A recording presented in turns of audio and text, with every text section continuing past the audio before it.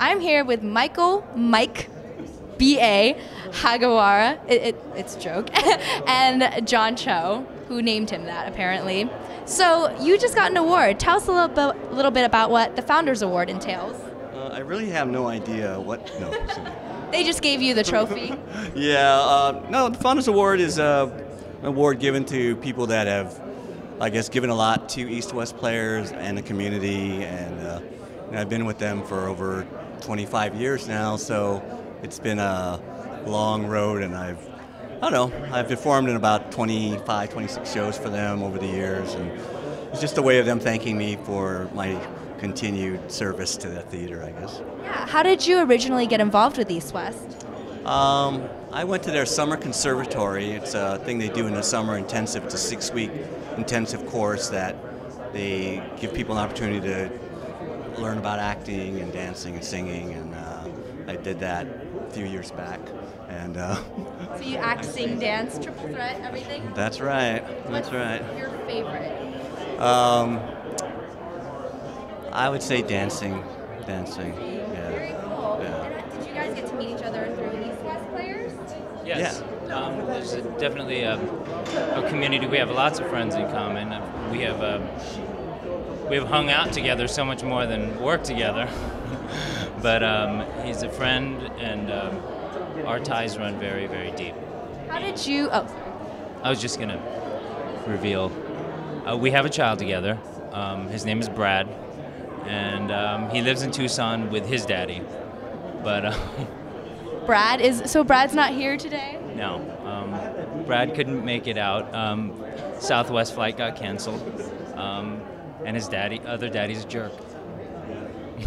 So there's 3 daddies. Yes. Who's the third? Oh, is it too complicated? It's complicated. I don't want to get into it right now.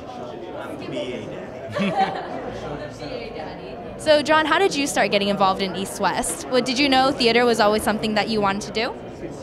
No, I stumbled into acting while I was in college, and then moved to LA, and East-West Players was my first home, like Mike's, and just sort of eased into it. Started doing shows there, and the career kind of had a life of its own after that. Very cool. And what about you? Was theater always something you wanted to do? Yeah, that's how I started. I auditioned for this college show, and kind of got bit by the bug, and decided to continue and quit my day job and just do it out there, and still at it. Yeah, definitely. I guess one of the topics that comes up a lot is just Asian influence in media, and how do you guys feel about that? Like, even since when you guys started getting involved in East-West, just seeing that there's a lot more Asians in theater, in media, and everything. It's kind of a tough question. I have kind of a couple different views about it, but I think things are getting better overall, but I think there's still a lot of room for growth within just opportunities, I should say. I'm a little different generation than John, and things are much better for John now. But some of the stuff that I still do is the same things I've been doing for the last 20 years. So it's just, but things I think things are getting better. And we just have to be patient and have more guys like John that can kind of lead the way for us and break down some more walls.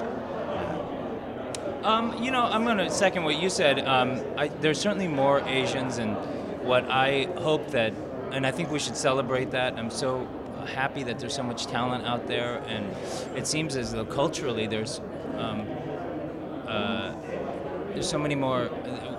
Asian culture has relaxed its mores, and we're okay with our kids going into the arts more and more, and that's great. And what I think that we need to be vigilant about is the quality of the roles, and so that the quantity is starting to rise, and I think we as a community should be ever vigilant about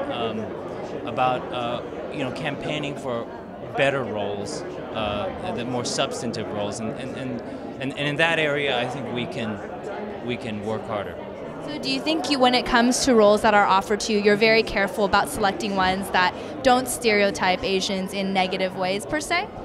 Personally, I am, and Mike is one of the guys that I talk to about what do you think about this role politically, and because I get inside of my head sometimes, but I have always been mindful of that. Even when, I guess, like if it was like a really big part and you cared more about, you know, like money versus taking up the role and things like that, have you ever had anything come up like that where you really had to make a tough choice? I'm trying to think. I'm not sure how big, but yes, I've turned down stuff, and I don't get egregious roles, but I don't get those offered to me as a rule. But the bigger it is, I don't even think about the money or anything. I think the bigger the opportunity for embarrassment. You know, so I don't think about it that way. Or Mike, or Brad. Oh, Brad. That's Brad. So whose last name does he use? He's a single name like Cher. Oh. Oh. So he's like famous already. Sort of. In the greater Sort of. Tucson area. Look out for posters of Brad. Hope to see. Very, very cool. Well, thank you guys so much. It's really great to see what you're doing in the community. Don't forget the after party. No, Oh, yeah. I was kidding.